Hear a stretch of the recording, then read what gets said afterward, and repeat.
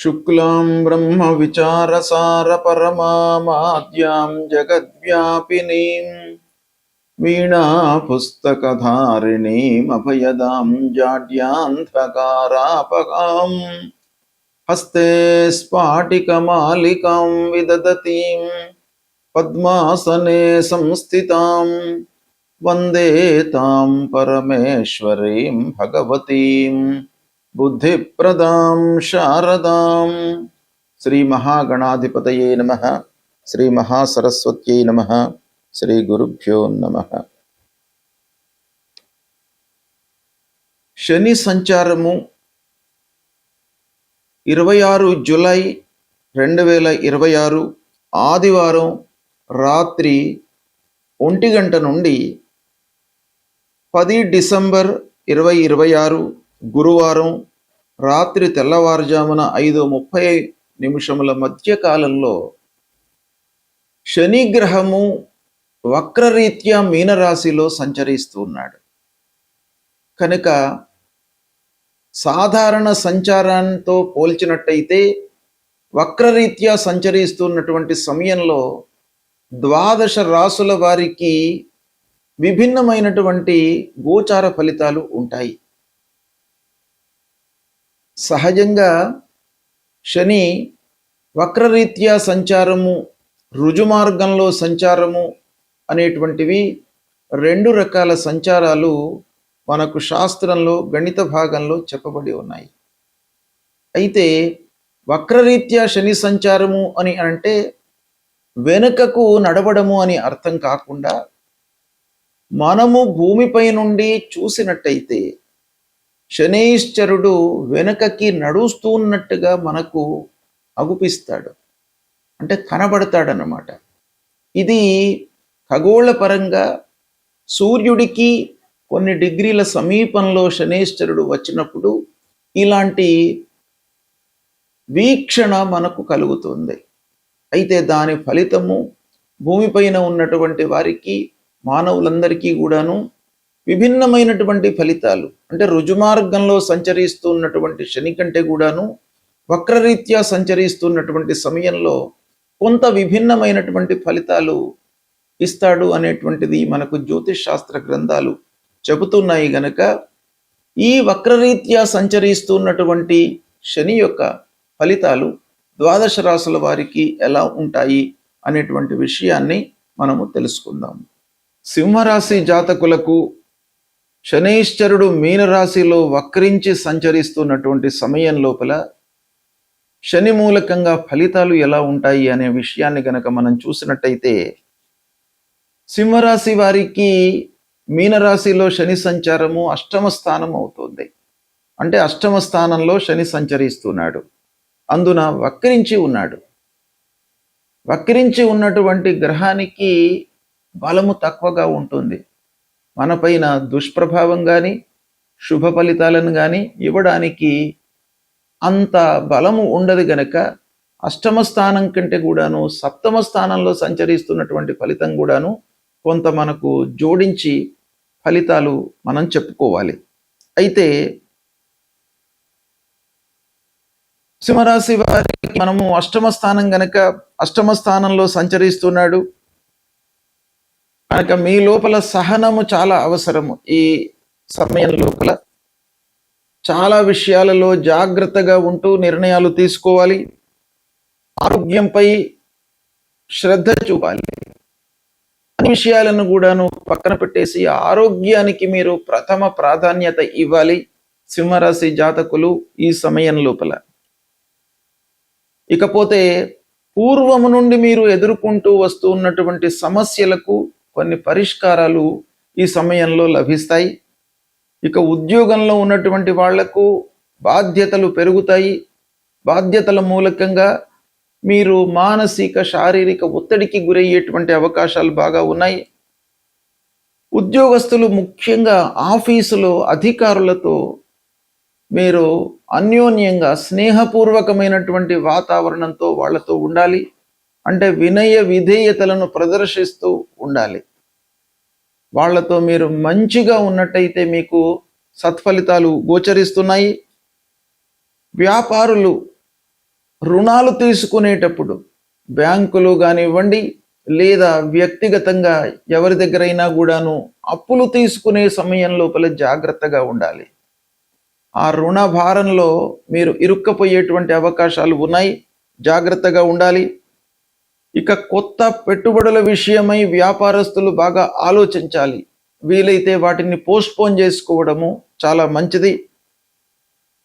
ఇకపోతే సింహరాశి జాతకులకు ఈ శని మూలకంగా వారసత్వంగా వస్తూ ఉన్నటువంటి ఆస్తుల విషయం లోపల కొంత మంచి జరుగుతుంది. శని సింహానికి అధిపతి సూర్యుడు కాబట్టి వారసత్వం విషయం లోపల కొన్ని మీకు మంచి జరిగే అవకాశాలు ఉన్నాయి ఈ కార్నర్ లోపల. కనుక మీరు ఆ విషయంలో కొంత తొందరపడండి, మీకు సత్ఫలితాలు కలుగుతాయి.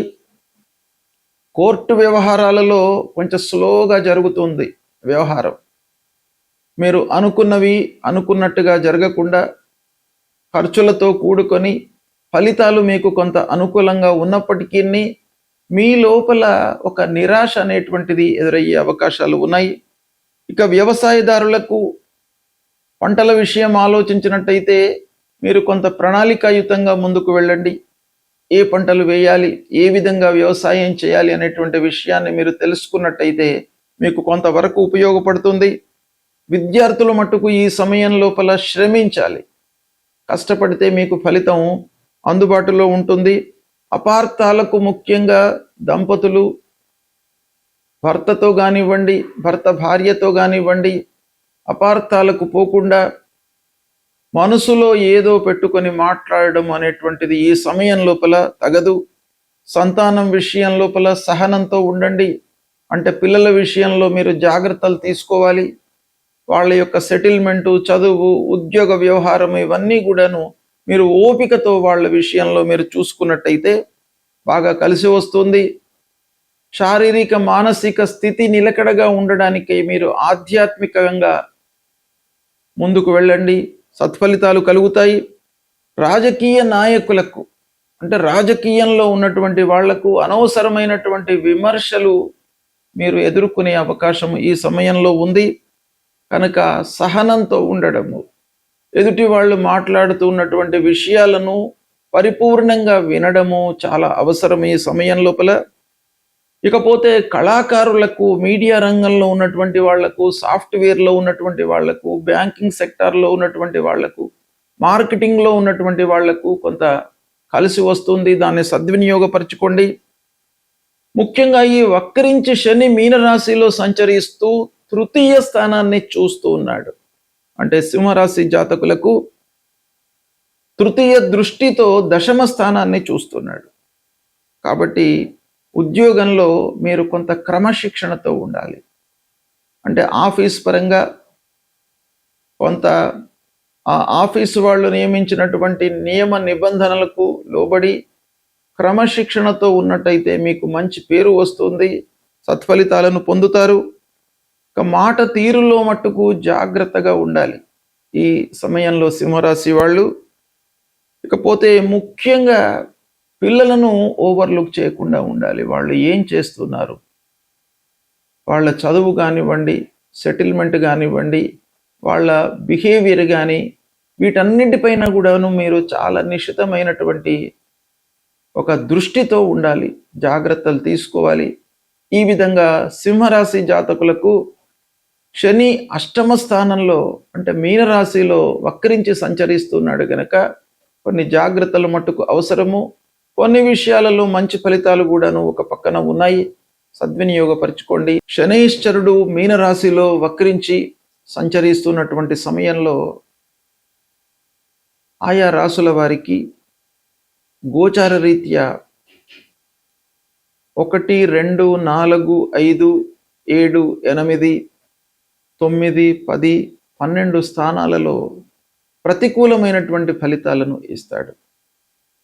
కాబట్టి శనైశ్వరుడి నిమిత్తమై కొన్ని పరిహారాలు చేసుకోవడము, మన పరిధిలో ఉన్నంత వరకు ఆలోచన విధానంతో ముందుకు వెళ్ళడము, సమయస్ఫూర్తితో నిర్ణయాలు తీసుకోవడము, ఆత్మవిశ్వాసంతో ఉండడము చాలా ముఖ్యమైనటువంటి పనులు.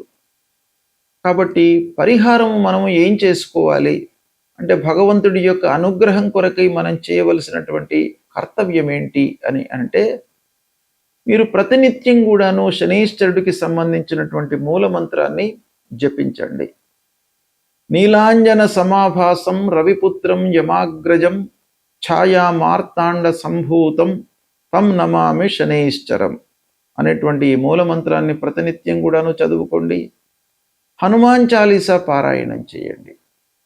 ఆంజనేయ స్వామి మూలకంగా, హనుమత్ దర్శనం మూలకంగా మీ లోపల ఒక ధైర్య సాహసాలను మీకు ఆ భగవంతుడు ఇస్తాడు. కనుక ప్రతినిత్యం కూడాను ఆంజనేయ స్వామి దేవాలయానికి వెళ్ళి దర్శించుకోండి. తద్వారా శనైశ్చరుడి మూలకంగా సంభవించేటువంటి దుష్పరిణామము మీకు దూరమవుతుంది. ఇవి చేసినట్టయితే శనైశ్చరుడు మీనరాశిలో వక్రించి సంచరిస్తున్నప్పటికీ మీ లోపల ఆత్మవిశ్వాసం పెరుగుతుంది. ఆత్మవిశ్వాసమే అన్నిటికీ మూల కారణం కనుక అది ఉన్నట్టయితే మనోబలం, బుద్ధి బలం, శారీరక బలం ఇవన్నీ కూడాను హనుమత్ దర్శనం మూలకంగా, హనుమంతుణ్ణి స్మరించడం మూలకంగా మీకు కలుగుతుంది గనక ఇది చెయ్యండి. తప్పకుండా మీకు మంచి ఫలితాలు కలుగుతాయి. శుభం. శనైశ్చరుడు మీనరాశిలో వక్రించి సంచరిస్తున్నటువంటి సమయంలో ఆయా రాసుల వారికి గోచార రీత్యా 1, 2, 4, 5, 7, 8, 9, 10, 12 స్థానాలలో ప్రతికూలమైనటువంటి ఫలితాలను ఇస్తాడు. కాబట్టి శనైశ్చరుడి నిమిత్తమై కొన్ని పరిహారాలు చేసుకోవడము, మన పరిధిలో ఉన్నంత వరకు ఆలోచన విధానంతో ముందుకు వెళ్ళడము, సమయస్ఫూర్తితో నిర్ణయాలు తీసుకోవడము, ఆత్మవిశ్వాసంతో ఉండడము చాలా ముఖ్యమైనటువంటి పనులు. కాబట్టి పరిహారం మనం ఏం చేసుకోవాలి అంటే, భగవంతుడి యొక్క అనుగ్రహం కొరకై మనం చేయవలసినటువంటి కర్తవ్యం ఏంటి అని అంటే, మీరు ప్రతినిత్యం కూడాను శనైశ్చరుడికి సంబంధించినటువంటి మూలమంత్రాన్ని జపించండి. నీలాంజన సమాభాసం రవిపుత్రం యమాగ్రజం ఛాయా మార్తాండ సంభూతం తం నమామి శనైశ్చరం అనేటువంటి ఈ మూలమంత్రాన్ని ప్రతినిత్యం కూడాను చదువుకోండి. హనుమాన్ చాలీసా పారాయణం చేయండి. ఆంజనేయ స్వామి మూలకంగా, హనుమత్ దర్శనం మూలకంగా మీ లోపల ఒక ధైర్య సాహసాలను మీకు ఆ భగవంతుడు ఇస్తాడు. కనుక ప్రతినిత్యం కూడాను ఆంజనేయ స్వామి దేవాలయానికి వెళ్ళి దర్శించుకోండి. తద్వారా శనైశ్చరుడి మూలకంగా సంభవించేటువంటి దుష్పరిణామము మీకు దూరమవుతుంది. ఇవి చేసినట్టయితే శనైశ్చరుడు మీనరాశిలో వక్రించి సంచరిస్తున్నప్పటికీ మీ లోపల ఆత్మవిశ్వాసం పెరుగుతుంది. ఆత్మవిశ్వాసమే అన్నిటికీ మూల కారణం కనుక అది ఉన్నట్టయితే మనోబలం, బుద్ధి బలం, శారీరక బలం ఇవన్నీ కూడాను హనుమత్ దర్శనం మూలకంగా, హనుమంతుణ్ణి స్మరించడం మూలకంగా మీకు కలుగుతుంది గనక ఇది చెయ్యండి. తప్పకుండా మీకు మంచి ఫలితాలు కలుగుతాయి. శుభం.